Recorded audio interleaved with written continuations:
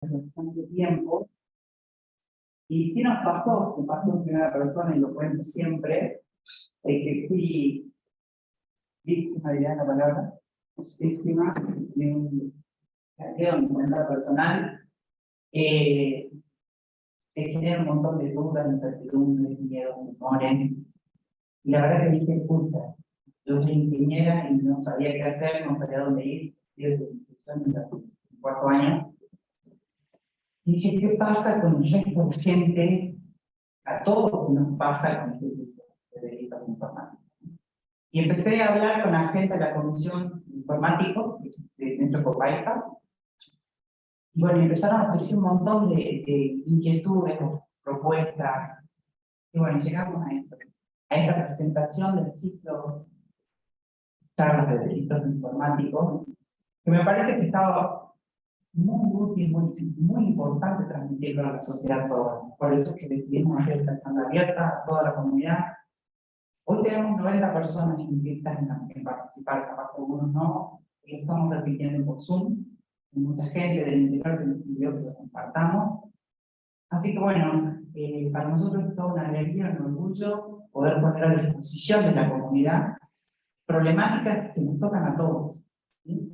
Y que gracias a la comisión en particular, de Gana, del licenciado Freddy Oprile, hoy vamos a tener la primera charla.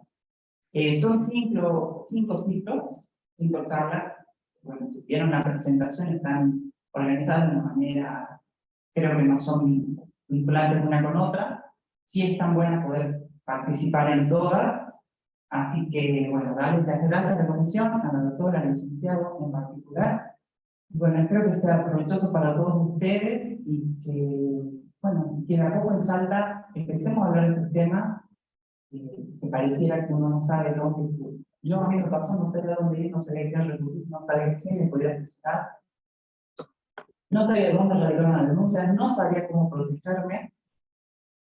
Soy ingeniera en construcciones, no en informática, y así todo no sabía nada, y bueno, fueron unos días bastante angustiosos, que te dan mucho temor, incertidumbre, que no sabes realmente qué hacer o cómo protegerte. Hoy todos estamos conectados 100% con un celular, todos usamos las redes, todos usamos con banking, todos usamos billetera virtual, y realmente no sabes qué hacer. Así que bueno, espero que les sea útil, provechoso, y bueno, y desde el consejo, este es nuestro pequeño aporte a la comunidad toda. Gracias.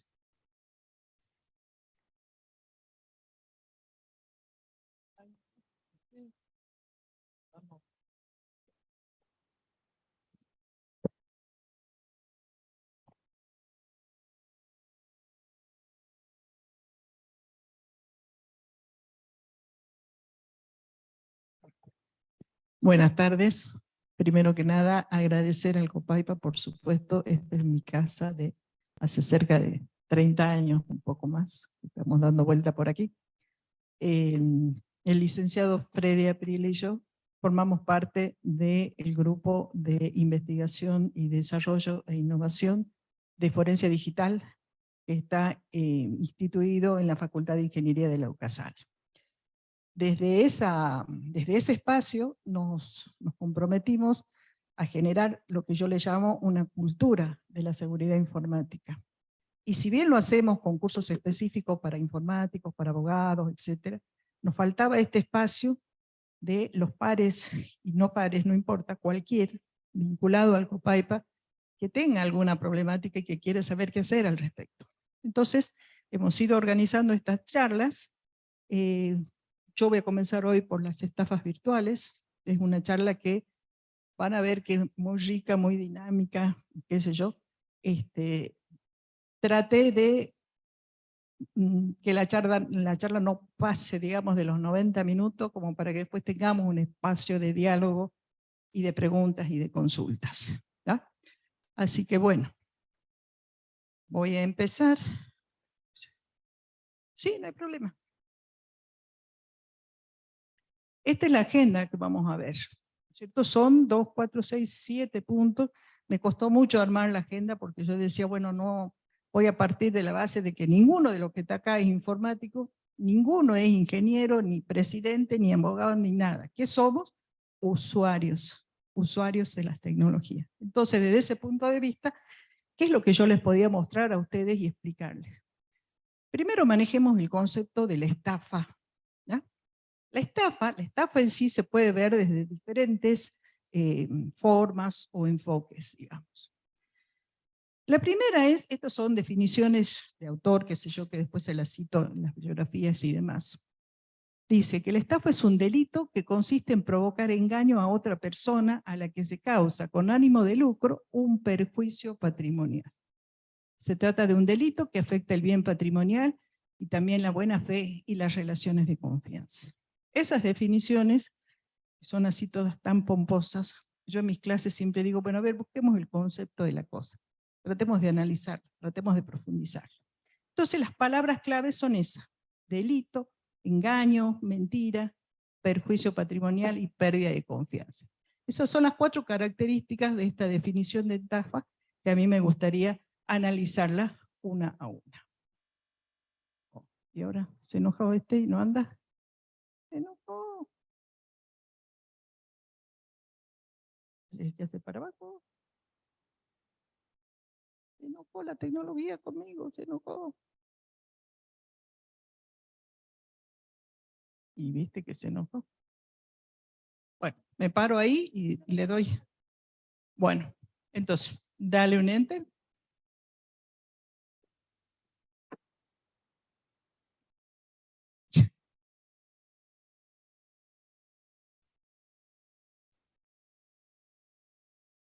Pasa siempre esto, ¿no? No se preocupe. Siempre, siempre. A ver ahora. Ahí está. La estafa como un delito.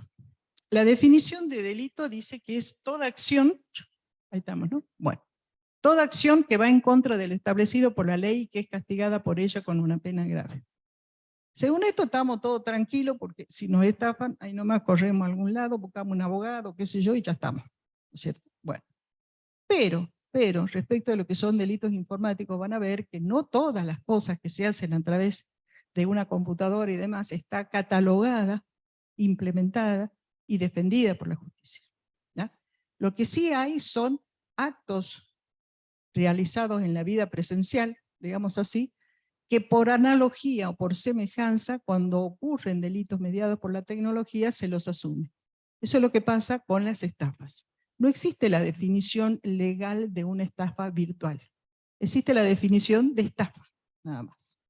Entonces, el delito, cualquiera sea este, es una acción que va en contra de lo establecido por la ley. ¿Hay una ley contra las estafas? Sí.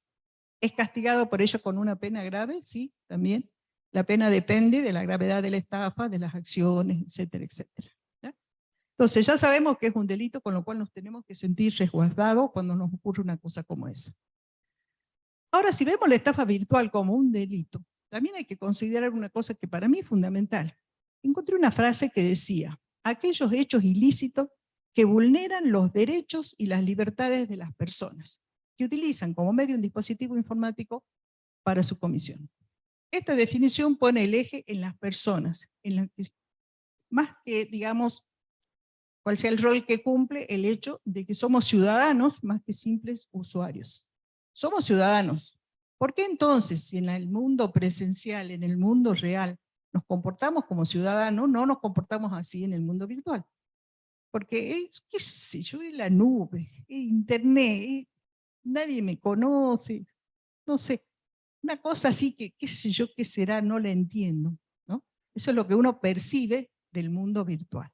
Pero no se comporta así en el mundo real. En el mundo real nosotros respetamos a nuestra familia, respetamos a nuestros vecinos, entramos a un lugar, saludamos, buen día, buenas tardes, hasta luego, muchas gracias, ¿no es cierto? Bueno, en la virtualidad eso desaparece. Pareciera que somos cosas que andamos por ahí, somos un correo electrónico, una dirección de chat, un número de teléfono y nada más. Pero es importante reconocer que somos, en realidad, seres humanos, todos los que estamos detrás de las estafas, ya sea estafadores o estafados. La estafa como un engaño. Esto es fundamental, esto es tremendo. Yo creo que lo peor que nos puede pasar es la base de la mentira. Que alguien nos mienta. que nosotros creemos en el otro y vemos que nos miente, que nos engaña. ¿Ya? Fíjense, el engaño en la estafa no es una simple mentira.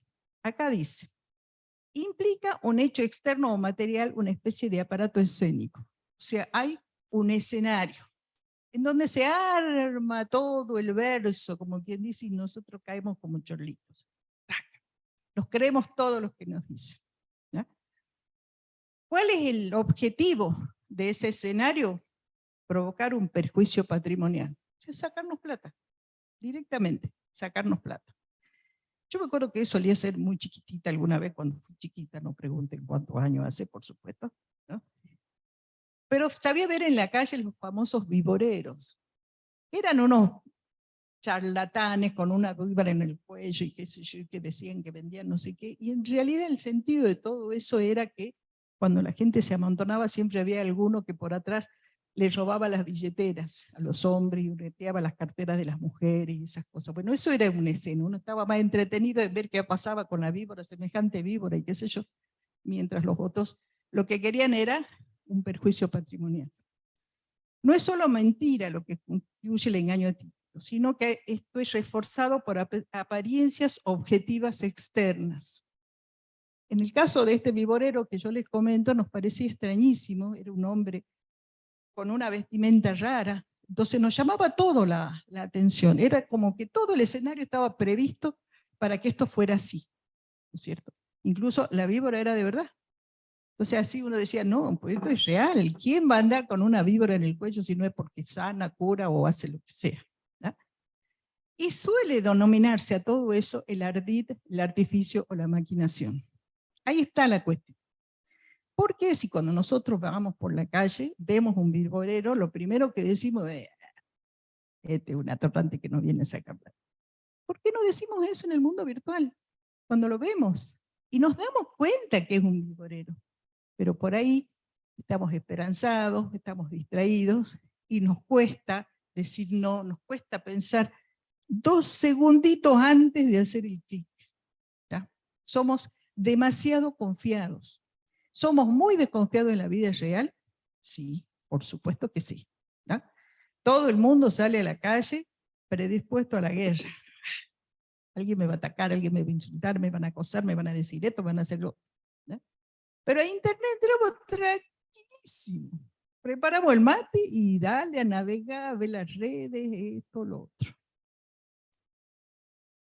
La estafa virtual ahora como un daño patrimonial. ¿Qué es lo que nos sacan? Fíjense, puede haber un daño económico, un daño material, de datos, hay derechos vulnerados, ¿tá? Nos afecta a toda nuestra moral, a nuestro prestigio y honor, y sobre todo a las partes afectivas. Hace rato nos comentaba la ingeniera Marinela de que ella vivió un estrés tremendo con esa situación que vivió. Bueno, eso obviamente es algo que tiene que ver con la predisposición de cada uno a cómo enfrenta los problemas y lo que fuera. Pero era un problema agregado que en una de esas, de haberlo sabido, lo podríamos haber evitado, como muchas otras cosas. ¿Qué es lo importante de todo esto? La estafa virtual va a tener efecto cuando en realidad el que me quiere estafar me saque algo que a mí me interesa. ¿No? Si yo tengo plata y me saca 2 pesos, bien, hombre, ya sé que me estás macaneando, pero toma los 2 pesos. ¿No? Ahora, si yo tengo ahí, en ese sitio, la foto de, qué sé yo, de mis hijos cuando eran bebés, que ya no la tengo más, que sé que se me perdieron. Entonces que alguien me capture todo ese espacio y no me devuelva esa foto, yo me quiero morir. Porque para mí eso tiene mucho más valor que la plata. Entonces una de las primeras cosas que tenemos que aprender es a cuidar que todos esos elementos que para nosotros están valiosos no estén en internet, no estén en el drive, no estén en un correo electrónico, estén en un dispositivo digital aparte, en un pendrive, por ejemplo. Entonces, a un pendrive va a ser muy difícil que me entren, ¿no es cierto?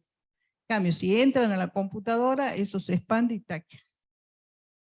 Cuando menos me di cuenta, ya me tomaron el correo electrónico, el WhatsApp del celular, todas las otras cuentas que yo tenía, hasta la cuenta de home banking, todo eso. Entonces, Uno tiene que aprender primero que así como en su casa uno protege los bienes que necesita. Por ejemplo, tiene a sus hijos, los está arropando para que se duerman, se fija que en el dormitorio esté la ventana cerrada, ¿no es cierto? Que los hijos estén bien, y uno recién se va a dormir porque sabe que sus hijos están protegidos, que es nuestro principal bien, digamos así.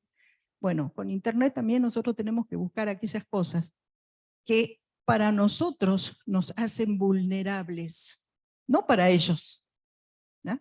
Sino para nosotros. Entonces todos aquellos datos o información que yo sé que es importante para mí, la tesis que estoy escribiendo, ¿no? Un libro de cuentos que estoy escribiendo, el último trabajo que me costó una barbaridad y que lo tenía en un Excel así, asá. Bueno, todas esas cosas yo las tengo que proteger. ¿Y cómo las tengo que proteger? Tiene que ir a un dispositivo diferente, a una pendrive, un disco, lo que sea, a otra computadora de la que estoy conectada a Internet. ¿Ya? Entonces, fíjense, el patrimonio que nos va a atacar, y bueno, depende de lo que cada uno tenga. ¿Ya? Yo no tengo, no sé si gracias a Dios, pero no tengo $2 millones en mi cuenta de home banking, digamos. Entonces, a ver, si no tengo $2 millones no me voy a preocupar por eso. Pero si tengo 10 pesos y esos 10 pesos me interesan, pues me tengo que preocupar. Por ejemplo, una de las cosas que podemos llegar a ver es que no se tienen que guardar las claves de los portales o las plataformas en donde haya información que a nosotros nos interesa. ¿Ya? Hoy en día se utilizan mucho, por ejemplo, los servicios de salud, que lo hacen registrar a uno y por ahí le mandan todos los estudios y ese tipo de cosas. Bueno, si es esa información reservada para mí, pues entonces yo, el usuario y contraseña de esa plataforma en la que ingreso, ese usuario y contraseña no la tengo que guardar por defecto, no la tengo que guardar para que después no, si me olvido cuál es el usuario y contraseña, no importa. Es cómodo, por supuesto. Pero llevar una libretita de papel, una libretita tipo almacenero, con cada una de esas claves y esas cosas, no saben el nivel de protección que les da toda la información que ustedes manejan en Internet. Son consejos muy simples. Capaz que mis compañeros tecnológicos se me enojen, ¿no? Pero le voy de frente, Mar, si me permite la expresión, para decirle todas aquellas cosas que estamos viendo que hay que generar otras instancias de protección, que no todo tiene que estar dentro del mundo virtual. Porque si no es más de lo mismo. O sea, guardar todas las claves de Internet en un archivito que tengo en mi celular es lo mismo. La estafa virtual como pérdida de la confianza. Fíjense que la confianza equivale a la seguridad que se tiene en otro. Y en función de eso no se toman las precauciones debidas. Ahí es donde nosotros empezamos a darnos cuenta de la diferencia entre el mundo real y el mundo virtual. Si alguien toca el timbre en mi casa, si yo tengo un visillo, digamos así, me fijo primero quién es, porque si nadie me dijo que me iba a venir a visitar, si es un horario inconveniente, ¿tá? Si yo sé que no, nadie va a pasar, si yo sé que en ese momento, supongamos, qué sé yo, la semana del milagro, y los punguistas andan por toda la ciudad de Salta, entonces yo no voy a abrir la puerta, no la voy a abrir la puerta. ¿Por qué? Porque no confío en ese que está del otro lado, porque no me avisó antes que me iba a venir a visitar.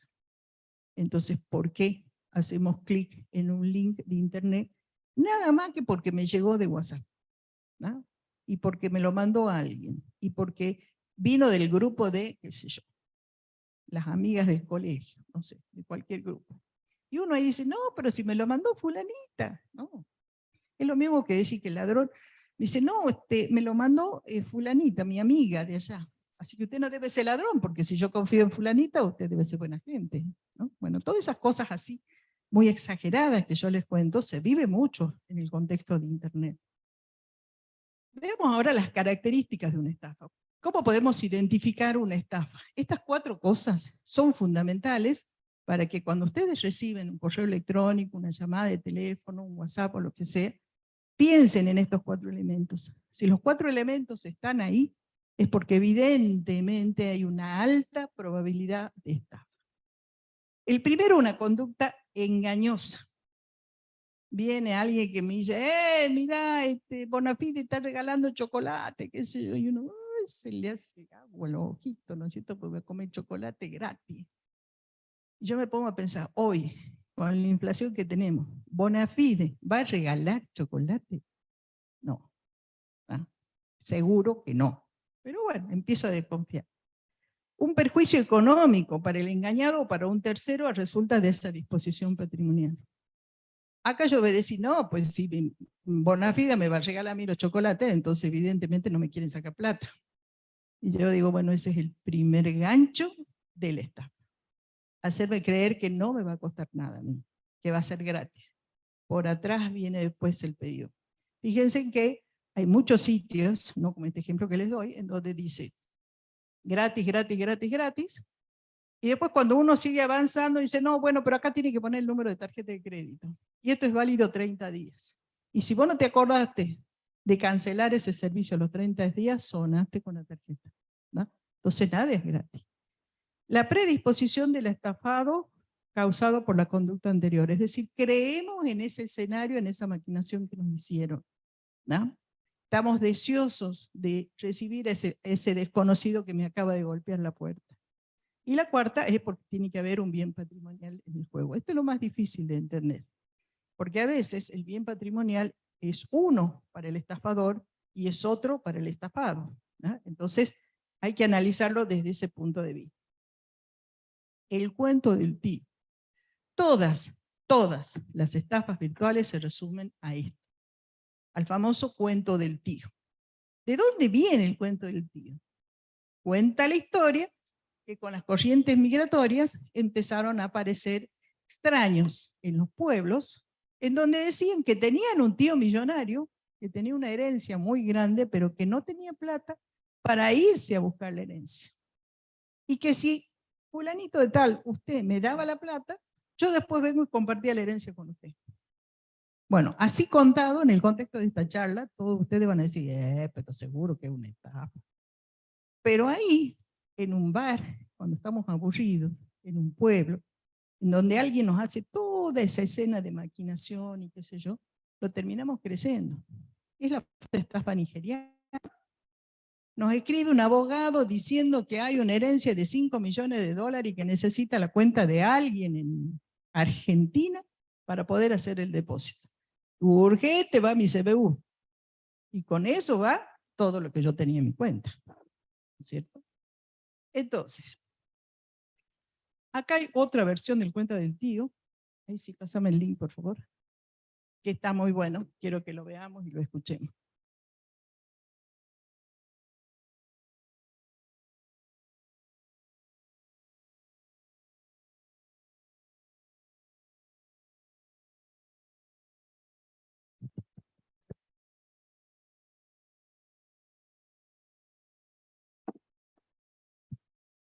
El auto acá a media cuadra de la plaza. ¿El auto? Sí. ¿Te compraste un auto?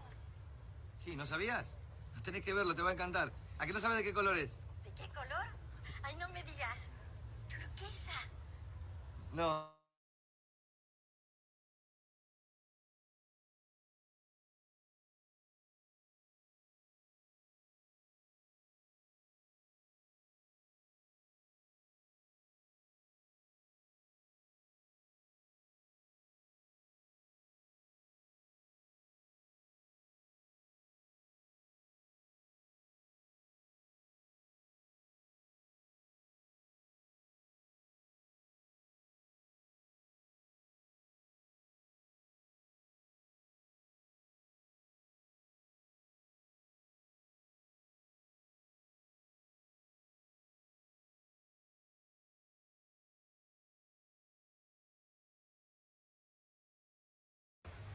¿Tía?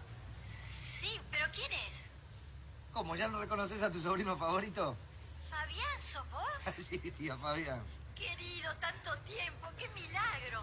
¿Estás resfriado? Se escucha muy mal, casi no te reconozco. No. ¿Viniste a visitarme? No, tía, me vas a matar, pero no. Estoy con un amigo, veníamos a visitar a una persona acá cerca y se nos quedó el auto acá a media cuadra de la plaza. ¿El auto? Sí. ¿Te compraste un auto? Sí, ¿no sabías? Tenés que verlo, te va a encantar. ¿A qué no sabes de qué color es? ¿De qué color? Ay, no me digas. ¿Turquesa? No, yo quería turquesa, pero había azul nada más. Bueno, lo cierto es que tengo acá la grúa lista para llevarlo al taller. Y sabes que me pongo a revisar la billetera y me doy cuenta que salí sin plata a la calle. Ahí me di cuenta que estaba tan cerca de acá. Pero Fabián, ¿cómo haces una cosa así? Tenés que revisar antes de salir. Sí, tía, no me retes, por favor. Oíme, ¿vos no tendrías algo de plata para prestarme? Lo que sea, 50, 60 pesos. Yo voy hasta el taller, busco la plata y vengo a devolvértela. Ay, no hace falta que me la devuelvas enseguida. Pero podrías tomar un cafecito con tu tía, eso Te lo prometo, tía. Vengo y tomamos un café. Oíme, yo no quiero dejar el auto solo, ¿sabes? Te lo dejo a mi amigo acá, dale la plata a él. Sí, sí, no te preocupes, yo te la bajo. ¿Es de confianza tu amigo?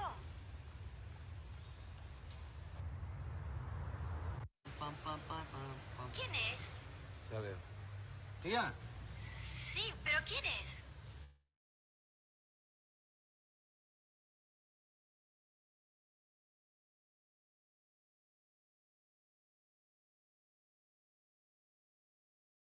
Después, digamos, pero en los primeros segundos, Darín toca el timbre y dice tía, y del otro lado una persona, una mujer, le dice, no, equivocado. Ah, disculpe, dice.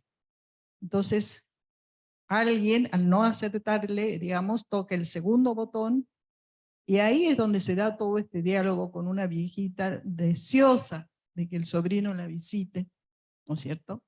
Aprovechándose él de todos los datos que la mujer le estaba dando. Soy tu sobrino. ¿Quién es tu sobrino favorito? ¿No te acordás de tu sobrino favorito? Ah, Federico, sos vos. Sí, y así, ¿no es cierto? Me compré un auto. ¿Qué color? Bueno, ¿cuál te gusta a vos? Y así, ¿no es cierto? Entonces la va, digamos, envolviendo a esta persona en una situación para ella muy placentera, y después le dice, no, acá está mi amigo, no te preocupes, es de confianza. Y la mujer baja tranquila y le da la plata. Entonces, bueno, todo ese tipo de situaciones se dan mucho en lo que son las estafas. Son cuestiones ya muy identificadas. Después ustedes si toman, digamos, esto como para tratar de analizar las diferentes estafas que hay, van a ver que todas tienen características comunes. Esta es una nueva versión. Con el cuento del tío le robaron $140.000. La misma versión. La víctima del delito es una mujer de 78 años, de quien los estafadores también recibieron 40.000 pesos. Bueno, la llamó un sobrino a esta señora. Le avisó que se venía el corralito. Tenía que sacar toda la plata del banco, ¿no? Y que mandaba a un amigo para que le entregara esa plata, ¿no? Esto es exactamente lo mismo. No dan a conocer la cara, simulan ser otra persona conocida por nosotros y eso les abre el camino. Así que con eso hay que tener muchísimo cuidado. Cuando los llamen los sobrinos, los nietos, los abuelos, los novios, los maridos, ojo, uno tiene que poder verificar exactamente con quién está hablando. Ahora les quería mostrar algo sobre el perfil del estafador, ¿ya? Fíjense en esa película que también es muy buena, ¿no? Relata una historia real de un muchacho que engañó a un montón de empresas norteamericanas haciéndose pasar por quien no era, haciéndose pasar por médico, haciéndose pasar por aviador, terminó preso y terminó después siendo asesor del FBI con el tema de las estafas. ¿Cuáles son las características? Primero, los estafadores son muy inteligentes. Observan muy bien a las personas y el padrón en el que se comportan. Nos conocen, nos buscan, ¿no? Saben cómo somos, saben, digamos así, vulnerables en qué somos. Las madres, ¿en qué somos más vulnerables? ¿En qué nos? Los hijos, obviamente. ¿Ah? Las madres y los padres nos tocan los hijos y chao, ya salimos desesperados, ya ni pensamos. ¿Ah? Entonces, ellos, que hacen muchos estudios a través de lo que se llama la psicología neurolingüística, identifican a las personas por su comportamiento, por su manera de vestir, de caminar y qué sé yo, y ya tienen perfiles identificados. Este es padre de familia, aquel es no sé qué, aquel es no sé cuánto. ¿Ya? Cosifican a los demás, es decir, los ven como cosas. Esa es la protección que tiene el estafador. ¿Ya? O sea, no piensa que con quien está hablando es otro ser humano. Por otra parte, se ganan de la confianza de las personas porque son simpáticos, porque son cautivadores, ¿no es cierto? Porque nos dicen la palabra justa, muestran seguridad en sí mismos, aunque no la tengan, y principalmente son muy egocéntricos. Todas estas características a veces es muy difícil de verlas en 5 minutos que uno conversa con una persona. Pero a veces llegamos a identificar algunas de estas cosas que nos ponen como una campanita, digamos, que nos va avisando que esto no va bien. Mienten sobre su identidad, sus estudios, su origen, ¿no? Son muy elocuentes. Tienen lo que se llama las distorsiones cognitivas. ¿Eso qué es? Es el caso de las personas que se creen sus propias mentiras, ¿no? Las personas que dicen, no, pero yo sí soy así, yo sí hago esto y qué sé yo, se llenan tanto en el rol que están identificando que se lo creen a sí mismos. Son hábiles para distraer, ¿no es cierto?, y desviar la atención para poder llegar a las víctimas y manipulando a los otros. Y también porque en algunos casos asumen un rol de autoridad o de importancia frente a las personas, ¿no es cierto? Entonces, una cosa es que yo me presente como Beatriz Gallo y otra que diga, no, es la profesora, investigadora, bla, bla, bla. Se supone que ella tiene que ser importante, ¿no? Entonces, así los estafadores eligen cuál es el perfil, cuál es la vestimenta, digamos, que más se ajusta a la víctima que están en ese momento buscando. Y acá estamos nosotros, el perfil del estafado. ¿Cómo somos? ¿No? Los delincuentes establecen autenticidad y autoridad con sus objetivos al repetir la información personal que obtuvieron previamente. O sea, ¿cómo saben que yo soy fulana, que vivo en tal parte, que soy hijo de este, del otro, que mis hijos se llaman así y así? Porque eso está en Facebook, porque eso está en las redes sociales. O sea, yo les estoy diciendo al mundo, esta soy yo. Entonces, ¿qué hacen los estafadores? Buscan. A ver, vamos a estafarle a la ingeniera Gallo, entonces entran a buscar en todo internet para encontrar ese perfil y esas cosas que después dice, ah, mira, la ingeniera tiene 3 nietos. Vamos por el lado de los nietos. Che. Bueno. La confianza en uno mismo es un factor que hace que las personas caigan en las estafas. A mí no me va a pasar. ¿Por qué? Porque yo soy capa, ¿no es cierto? A mí no. Bueno, a mí me pasó, y a muchos de los que están aquí seguramente les pasó, pero no se trata solamente de si me pasó o no, sino de estar preparada porque en algún momento me va a pasar. Es como con el coronavirus. No tengo que estar pensando, no, ¿qué voy a hacer? El coronavirus ya no existe. No. Bueno, pero ¿y el próximo bicho que venga? ¿Qué tengo que hacer sobre eso? ¿Me siento a esperar? No. Ya aprendimos una gran lección nosotros con la pandemia. Aprendimos a que tenemos que tener capacidad para reaccionar y que esto no se acaba. Ahora con todo el esquema de vacunas y qué sé yo, estamos mucho mejor, pero no se acaba. Y va a venir otro virus. Y se va a dar otra situación que nos va a enfrentar a nosotros mismos frente a esas decisiones que tenemos que tomar. Entonces tenemos que estar dispuestos a eso. ¿Ya? Me estudian y analizan mis propios intereses. Ah, mira, a la ingeniera Gallo le gusta crochet, le gusta tejer crochet. Entonces vamos a venderle lana, vamos a venderle revistas de patrones de crochet y todo eso. Los estafadores, fíjense, convocan a los sentimientos urgentes, altamente estresantes y al miedo. A las personas de tercera edad, por ejemplo, los asusta muchísimo el tema de que la obra social les deje de funcionar. Pongamos. Imagínense cómo no voy a tener cobertura de la obra social. A lo mejor un chico de 20, 25 años dice, y a mí qué me importa, escuchame, yo estoy de 10, me da lo mismo tener obra social o no. Pero después de los 60, ese ya es una urgencia. Entonces muchas de las estafas entran por ese lado. No. Los niños y las personas mayores son las más vulnerables por su condición de inocencia. Exactamente, los niños por la ignorancia, digamos, ¿no es cierto? Y por la confianza natural que tienen todos los niños y que a veces eso es arrebatado, digamos, en otras situaciones como el grooming, el acoso y demás. Y también las condiciones, las personas de edad, porque están muy alejadas de la tecnología, no la entienden, no saben cómo manejarse y son totalmente expuestas, digamos. Y se actúa en el mundo virtual sin ninguna protección.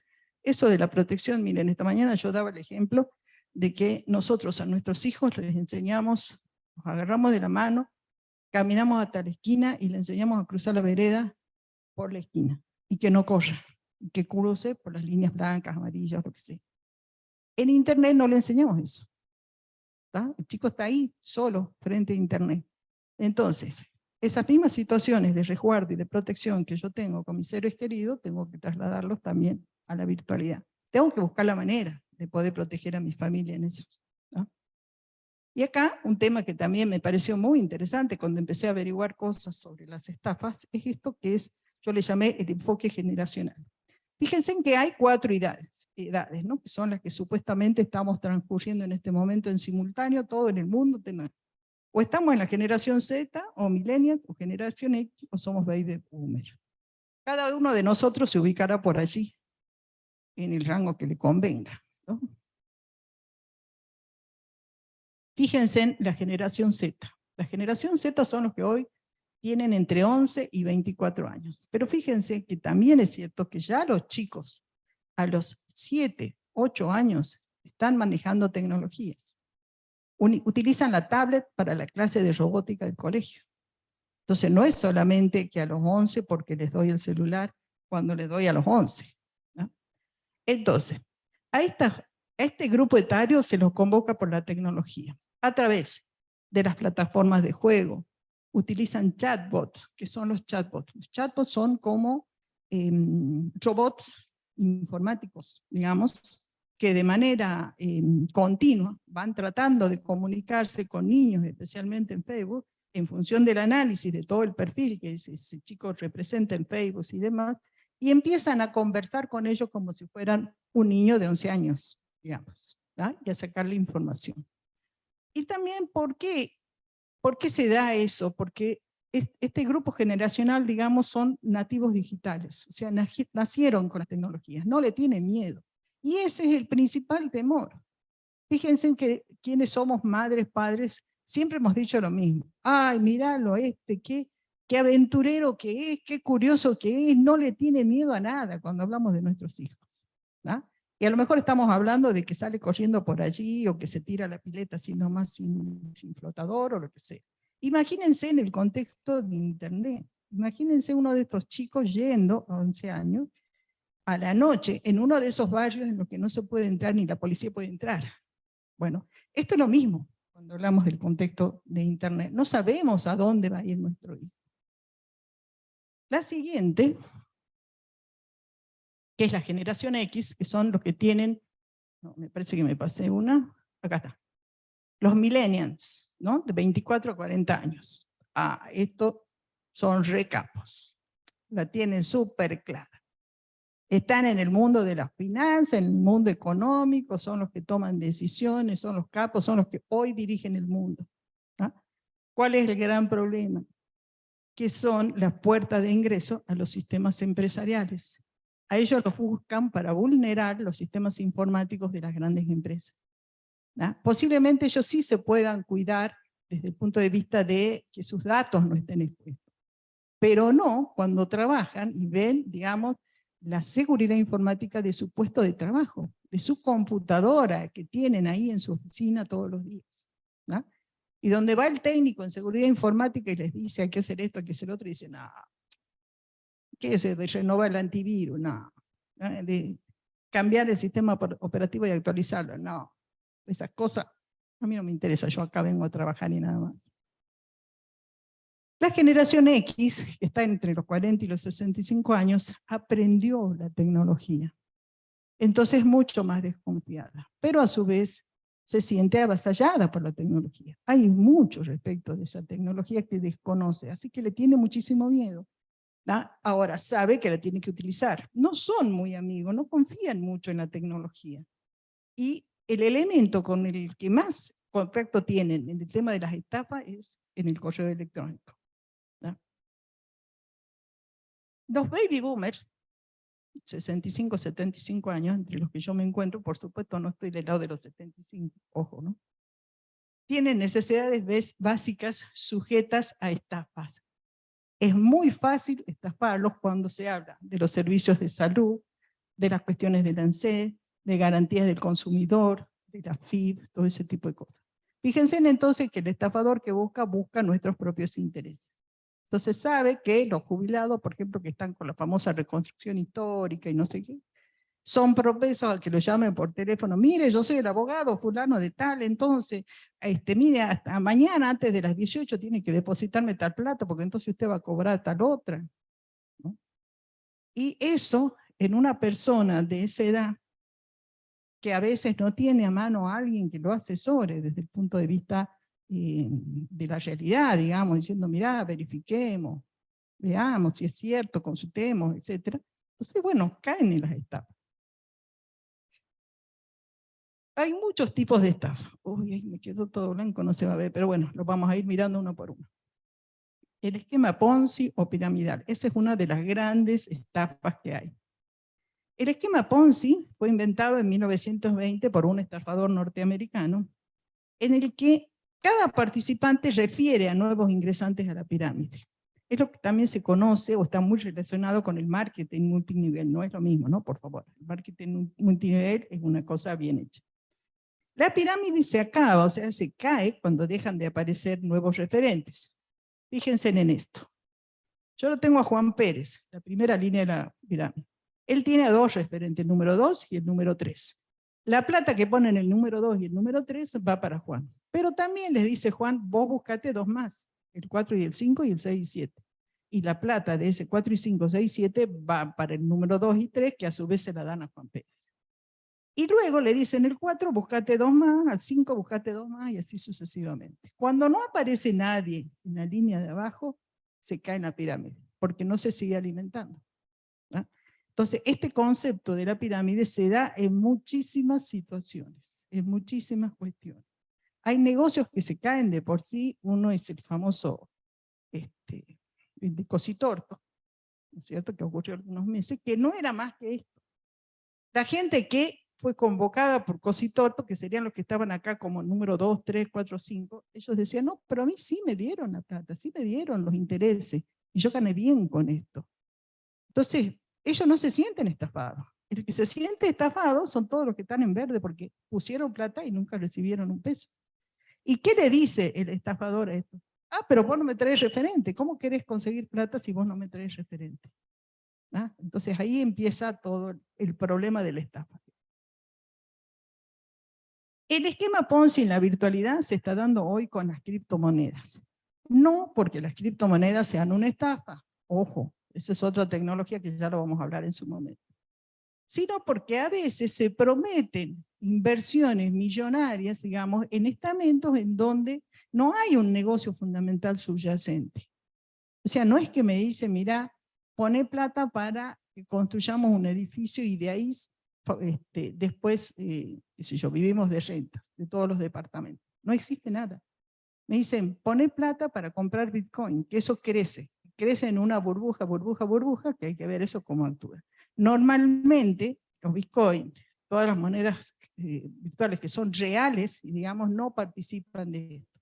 Pero hay mucha gente que es engañada porque lo llevan a pensar que las criptomonedas significan una gran inversión y a partir de ahí encontrarse millonarios de un día para otro.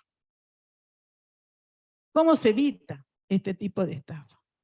Hay que desconfiar de cualquier cosa que me promete una alta rentabilidad en poco tiempo. Nadie se va a hacer millonario de un día para el otro. Verificar si la empresa está autorizada para captar dinero. Esa es otra cuestión, porque el problema con los Bitcoin y demás, con las monedas virtuales, es que no tienen respaldo de un banco. Por ejemplo, como si lo tendría si yo pongo un plazo fijo, qué sé yo, un banco Mac, por decir.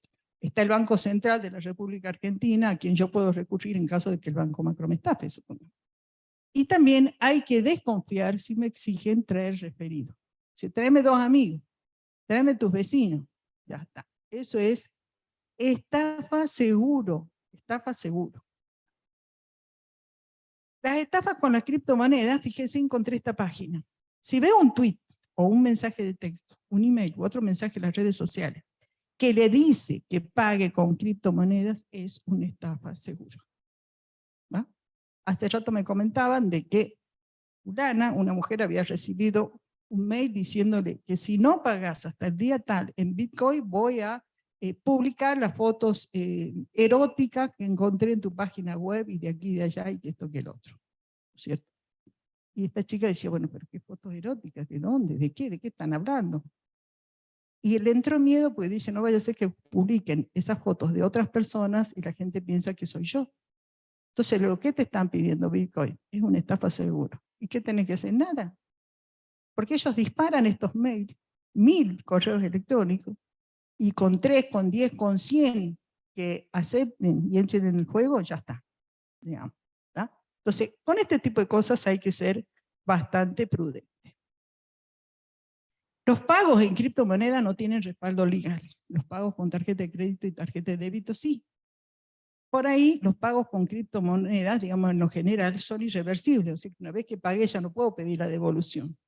Y las transacciones muchas veces son públicas, dependiendo del tipo de moneda también, por supuesto, pero a veces se pueden conocer los datos del comprador y del vendedor. Aquí es donde aparecen los gerentes de inversiones que prometen grandes réditos, ¿no? Y es lo que nosotros tendríamos que advertir cuando alguien nos habla de criptomoneda Bitcoin. ¿Cómo evitarlas? Desconfiar de las promesas de rendimiento asegurado o el dinero gratis, ¿no? El documento técnico de la criptomoneda es mediocre o inexistente. El documento técnico es como si fuera un sello que me garantiza que esa criptomoneda es real. Ese es un documento técnico que si lo analiza un informático entiende si es un documento serio o no. Si ustedes no son informáticos y quieren investigar y trabajar con las criptomonedas, pues asesórense bien, ¿no? No se metan con el primero que viene y que les dice y que les llena la cabeza. Hay siempre un marketing exagerado y principalmente es difícil conocer al equipo que trabaja en eso. Son todos anónimos. Luego viene lo que se conoce, porque todo esto viene a partir de lo que se conoce como suplantación de identidad. Es decir, alguien se hace pasar por nosotros. ¿Ah? La suplantación es un delito que consiste en hacerse pasar por otra persona con el objetivo de conseguir algún beneficio al que no se tendría acceso si se conservase la identidad real. Alguien se hace pasar por mí, por ejemplo. ¿Ah? Entonces, fíjense, la identidad de una persona, ¿qué es? Es un conjunto de atributos y características que definen a alguna entidad, a una persona en este caso. Todas las personas tenemos identidad, es lo que nos distingue a unos de otros. Tenemos una identidad real y tenemos una, yo puse ahí con signo de pregunta, porque no sé, una identidad virtual. Hay gente que tiene 10, 15 identidades virtuales. ¿Ah? Porque como es la virtualidad, como son las redes sociales, pongo cualquier foto, pongo cualquier nombre, pongo cualquier número de teléfono, nadie me persigue, nadie me asocia. Entonces hay una dualidad de la personalidad, digamos, que nosotros en nuestro mundo real difícilmente podemos representar esas dos caras, en la virtualidad es mucho más simple. Entonces este es el proceso mediante el cual se ocasionan problemas a través de la suplantación de identidad. En el primer paso, alguien nos captura todos los datos de identidad, luego en el segundo paso, hace transacciones económicas, etc. En el tercer paso nos busca la policía, nos dice qué es lo que pasó, tenemos impacto sobre la sociedad, etcétera, etcétera. ¿Sí? Muchas veces esa suplantación de identidad no es por culpa nuestra. Es decir, no es que yo me pongo ahí para que cualquiera me suplante la identidad, sino que hay ya muchísima delincuencia organizada en Internet que compra datos de, digamos, identidades confiables, ¿no es cierto?, de un padre de familia, de un maestro, de lo que sea, para luego proponer esas identidades en la comisión de delitos. ¿Cuáles son los tipos de suplantación de identidad? Me pueden cambiar el DNI, falsificar la firma, clonar tarjetas de crédito, contratar servicios con empresas de telefonía, duplicar la tarjeta SIM, ahora están apareciendo muchas estafas con eso, y la suplantación a través del correo electrónico. Todo este tipo de cosas son ataques que me realizan, digamos, para poder obtener mis datos y suplantar mi identidad y hacerme creer que soy yo, digamos, la que actúa ahí. ¿Cómo prevenir? Procurar no dejar fotocopias del DNI en manos de extraños. Eso quiere decir, ya la estamos bajando del WhatsApp, ya la estamos bajando del Facebook y de todo ese tipo de cosas. Tenemos que saber cuándo y a quién compartir toda esa información. Configurar la privacidad de los perfiles de Internet. Hay información que podemos publicarle al público en general y otras de forma privada. utilizar contraseñas fuertes, largas y alfanuméricas. Ya vamos a ver cómo se arma una contraseña. Renovar las contraseñas cada cierto tiempo. Sí, sé que es un problema, que es un lío, apenas me acuerdo de la contraseña, ahora la tengo que renovar. Bueno, no compartir fotos o videos comprometidos. Eso también es importante, ¿ya? Revisar la política de privacidad y las condiciones de los servidores online. Comprobar comprobar que el sitio donde realizamos compra en internet sea seguro, famoso candadito o el HTTPS. ¿Ya? No dejar el móvil desatendido en lugares públicos. No conectarse a Wi-Fi públicas que no sean de confianza. Yo no puedo utilizar la Wi-Fi pública del Copaipa para ponerme a trabajar en mi home banking. Es un riesgo enorme. Sí, puedo ver Facebook, no hay drama, puedo ver el diario, puedo ver un montón de cosas, pero aquello que yo estoy reservando para mí, no debería poder acceder a esos portales a través de la red de Wi-Fi pública. Y el otro tema que también me interesa hablarles es el de ingeniería social. Habrán escuchado hablar mucho del concepto de ingeniería social. Fíjense en el cartelito de ahí arriba. Ingeniería social, la manipulación inteligente de la tendencia natural de la gente a confiar. ¿Ah? Esa es la ingeniería social. Son técnicas de manipulación que utilizan en este caso los ciberdelincuentes porque se esconden en el anonimato. La ingeniería social siempre existió. Nada más que antes yo lo tenía enfrente, el que pretendía estafar. Ahora lo tengo mediada las tecnologías. El objetivo es siempre apropiarse de datos personales, contraseñas o suplantar la identidad. Ese es el contacto, ese es. Uno dice, che, pero me llegó esto, hice clic en el link y no pasó nada. O sea, nadie me robó. ¿Cómo que no te robaron? Te robaron todos tus datos, todos tus contactos, te robaron tu acceso al correo electrónico y un montón de cosas más. ¿Cuáles son los canales más usuales? Las llamadas telefónicas, las visitas personales al domicilio de las personas, las aplicaciones de mensajería instantánea, los correos y las redes sociales. Ahí siempre vamos a encontrar esos links que me llaman a que necesitamos que verifique su tarjeta de crédito, si no en 24 horas queda inactiva, y ese tipo de cuestiones que asustan mucho, digamos. ¿Cuáles son los métodos más usuales que se utilizan para la ingeniería social? Hacerse pasar por un familiar, hablar de premios o promociones, hacerse pasar por el técnico de la empresa que viene a revisar la conexión de Wi-Fi o lo que sea, invitar a completar formularios. Llega un link de un formulario, complete esto porque entonces así accede al premio de tal cosa. Y las actualizaciones de navegadores o aplicaciones que no sean de las páginas oficiales, ¿no? Obviamente si me dicen actualizar desde aquí, en realidad lo que están haciendo es junto con la actualización me están metiendo un malware que se llama, que es un software que, digamos, tiene adentro un controlador de todo lo que se maneja en la computadora.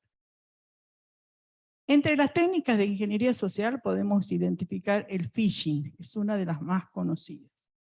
Envían correos electrónicos falsos para obtener información de la víctima.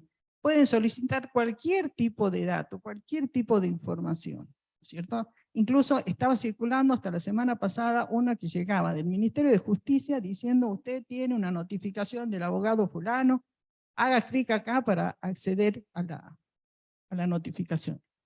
Y uno se fija bien en el mail que se envía y encuentra que no es real. ¿Tá? ¿Cómo es la mejor manera de eso? Toma el correo electrónico enviado, lo coloca en internet y pone a la par la palabra estafa. Van a ver que muchas veces van a aparecer páginas diciendo estafa sobre este correo, etcétera, etcétera. ¿Tá? El phishing es lo mismo que el phishing, digamos, pero con voz. O sea, se habla a través de una conversación telefónica. Y nos piden todos los datos, por ejemplo, a veces de condiciones financieras y crediticias. Es todo siempre lo mismo. ¿Y cómo nos protegemos? Digamos? Esto que le pongo acá son acciones sobre el evento que amenaza. O sea, yo recibo eso, algo que me parece extraño. Entonces, ¿qué tengo que hacer? Chequear el remitente. Fijarme quién lo envía. Si me llega el WhatsApp de un número que no conozco, ahí nomás lo borro. ¿No? Es preferible que sea fulanito que cambió el número, que me vuelva a llamar, que me vuelva a mandar, cuando diga que yo no le acepté el correo, el WhatsApp o el mensaje. Comparar el remitente con los mensajes anteriores del banco o servicio. Cuando dicen banco macro, qué sé yo, bueno, tengo que ver los otros correos que me manda siempre el banco macro y si es lo mismo o no. Comprobar si la dirección de internet que se llama URL, eso que empieza con HTTP, ¿no es cierto?, corresponde a la empresa. Y si además es una página segura, o sea, dice HTTPS. Siempre tengo la posibilidad de comunicarme con los servicios de atención al cliente, siempre. Y debemos utilizar eso. No contestar formulario, no responder a ningún correo electrónico, no enviar ni compartir ningún código de seguridad y también no abrir los archivos adjuntos y los links. Siempre es preferible desconfiar de esto. Esto entonces respecto del evento. Parada en mi aplicación, en mis dispositivos, ya sea mi celular o mi computadora, lo que yo tengo que hacer siempre como buen criterio, ¿vieron esas cosas que nos decían los padres? Vos sos una buena persona si sos así, sos asá, sos asá. Si entras a un lugar tenés que saludar, cuando te vas te tenés que despedir. Bueno, todas esas que eran reglas de urbanidad, digamos.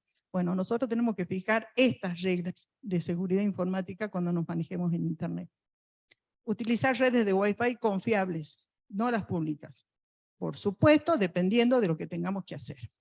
Cuidar la información que se sube a las redes sociales. Eso es crucial. Nosotros estamos, como le digo, tirando al viento cualquier información nuestra que estamos poniendo en las redes sociales porque esa información es pública. Salvo obviamente que utilicemos la opción de compartir de manera privada con un conjunto de personas. Cerrar sesiones de las aplicaciones. Cuando nosotros salimos de casa, ¿qué es lo primero que hacemos? Cerrar la puerta con llave. ¿Está? Cuando yo salgo de mi home banking, tac, bajo la tapa de la computadora y ya está. No cerré la puerta, no cerré la sesión. Y así con las redes sociales, con todos. Ahora estaba leyendo que hay un problema en Facebook, parece que no se puede cerrar sesión y qué sé yo. Está todo el mundo quejándose. Mantener el antivirus actualizado. Eso también es importante. Mantener el sistema operativo actualizado. Y utilizar contraseñas seguras. ¿tá? Esas contraseñas seguras tienen que tener letras, números, normalmente 8, con caracteres como mínimo, mayúsculas, minúsculas, y nunca utilizar datos propios, porque esos datos propios se pueden averiguar fácilmente. ¿no? Cumpleaños de mi primer hijo, la fecha de mi casamiento, mi cumpleaños, todo eso son datos que seguramente ya están en internet, y hay buscadores que arman diccionarios de claves para tratar de habilitar una cuenta por la fuerza bruta, como se llama. O sea, hacen un bombardeo de todas las claves hasta que encuentran la clave que abre todo. Bien, y hasta aquí llegamos. Se me durmió mi amigo. ¿Preguntas? A ver, espera un segundito. ¿Le pasas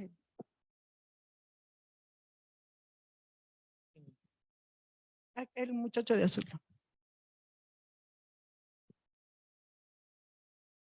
Te pregunto si es mi celular personal, si también se tiene que cerrar sesión, no quedar abierto.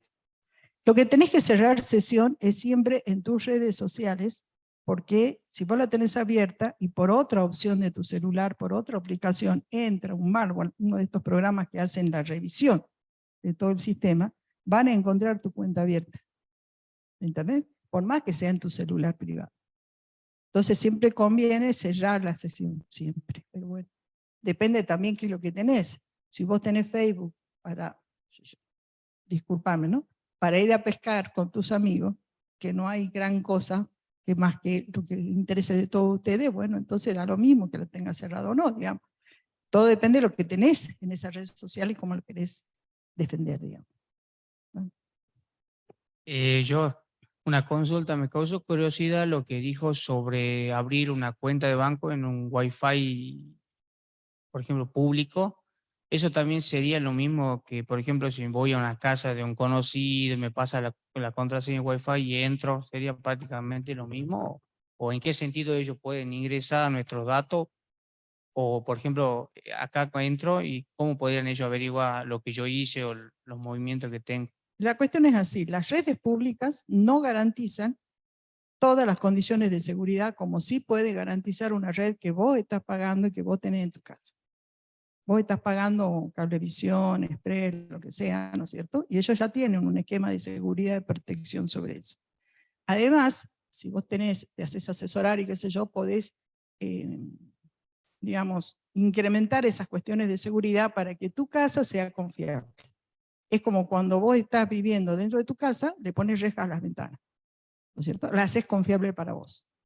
Entonces un poco es como decirte, no te vayas a una casa en donde siempre esté las rejas la ventana sin reja y encima las ventanas siempre abiertas. Ese es el sentido. Por eso se las llama públicas, porque son de acceso libre y entra cualquiera. Y si entra cualquiera, ese cualquiera, una vez que entró a esa red, puede hacer una revisión de todos los que están conectados en esa red y empezar a tomar información. Por eso hay que ser criterioso. No es que no haya que usarlos, hay que saber cómo utilizar todos esos servicios. Por allá creo que había alguna pregunta. Bien. Bueno, no sé si les ha gustado la charla, si no les gustó. Bueno, sí, la señorita le preguntará.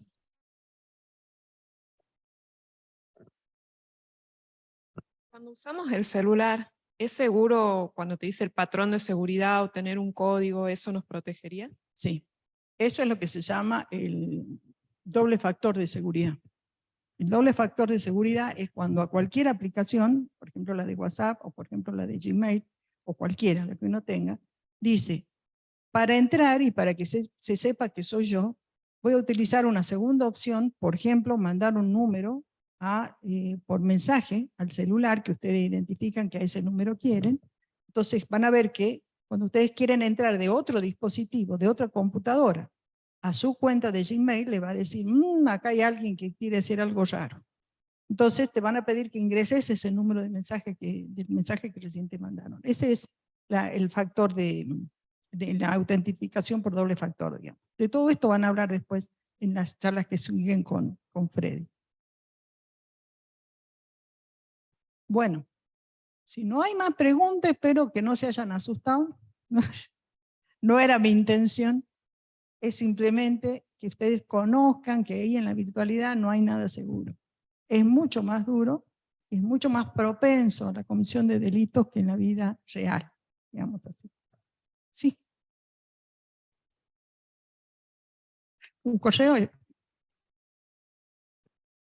A ver, un segundito que ya le dan.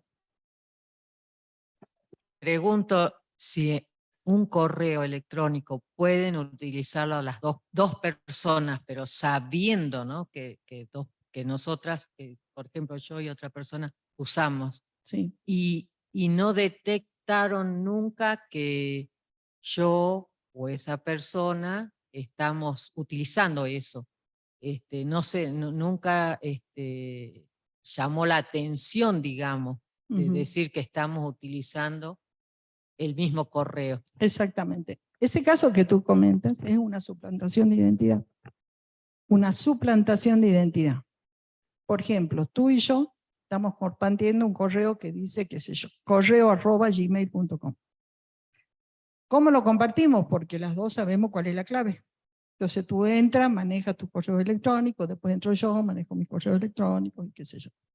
Desde el punto de vista tecnológico, lo único que se puede identificar ahí es un usuario. Es decir, alguien que ingresa a la cuenta correo@gmail.com con el usuario, con la clave que está establecida. No hay manera de asociar ese correo, ese usuario, a alguna de las dos personas. Eso pasa mucho cuando hacemos pericias electrónicas, pericias informáticas, perdón. El juez dice, yo quiero ver quién es el dueño del correo@gmail.com. Y yo como perito informático le digo, mire, no tengo idea, no puedo saber. Puedo llegar a ver hasta la dirección IP que está asignado a un domicilio de una computadora y nada más. Pero si en ese domicilio viven estas dos personas, ¿quién de ellas utilizó el correo? No tenemos manera de saberlo, ¿no? Y a lo mejor ni siquiera fuimos nosotras dos, ¿no? Nuestro Wi-Fi es tan vulnerable que el vecino del frente nos toma la señal de internet y él nos capturó todo el correo y él hizo todas las macanas que hizo con ese correo. Y ahora resulta que estamos nosotras dos inculpadas de algo. Es complicado. en el mundo virtual, digamos, porque desde el punto de vista de la comisión de delitos, todo esto que son evidencias indiciarias que se llama, se tienen que asociar a una persona. Y para eso se requiere identificar esto, las evidencias digitales, junto con todas las otras evidencias materiales, y a partir de ahí recién se puede culpar a alguien, se puede acusar a una persona o lo que fuera. ¿Está? Bueno, ha sido un gusto que me escuchen. Espera un cachito porque así te escuchan los que están en Zoom. Esa cuestión de que usted estaba recién exponiendo al respecto de saber si es que una persona usó o no ese mail, bueno, en un juicio obviamente se hace todas las pericias tecnológicas donde dice sí, este mail partió de tal computadora, Sí. pero la persona dice yo nunca accedí, si ni bien puedo ser el dueño, nunca accedí a ese mail, porque puede acceder, como usted dice, del vecino. Pero bueno, también se puede comprobar a través de testigos, a través de, porque una persona dijo, no, ¿sabe? Yo al vecino dije, yo estoy usando la cuenta de aquel vecino, entonces ese puede como testigo decir, yo escuché de tal vecino que dijo Claro. que usó otro correo electrónico, o también a través de otras pruebas también, ¿no? No, totalmente, totalmente. Exactamente. Por eso es que nosotros decimos que la evidencia digital es indiciaria, o sea, indica cosas. No condena la evidencia de por sí, sino que lo que condena es todo el conjunto de evidencias y pruebas que después el juez tiene en cuenta para dictaminar su sentencia. Va a valorar, sí. Claro. Conjuntamente con otras pruebas. Totalmente, No es totalmente. la única en específico. No, para nada, para nada. Exactamente. Es una guía, ¿no es cierto? Pero no lo es, no es totalmente conducente, digamos. Bueno, por allá hay alguien que quiere preguntar algo más.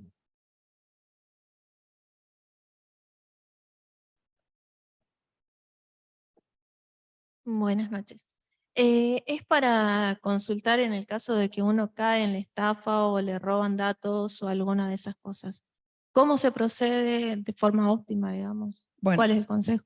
Mira, eso es una de las 5 charlas que estamos dando en este ciclo, porque no queríamos dar todo junto, porque es tanto que los íbamos a marear. Entonces, hay después toda una serie de instancias y procedimientos en los que uno puede hacer la denuncia de este tipo de cosas. De eso va a hablar Freddy, no me acuerdo en cuáles de las charlas que siguen, pero hay una dedicada justamente a ese tema de cómo y cuándo hacer la denuncia y en qué marco y ese tipo de cosas, ¿no? Bueno, si no hay más preguntas, muchísimas gracias por haberme escuchado.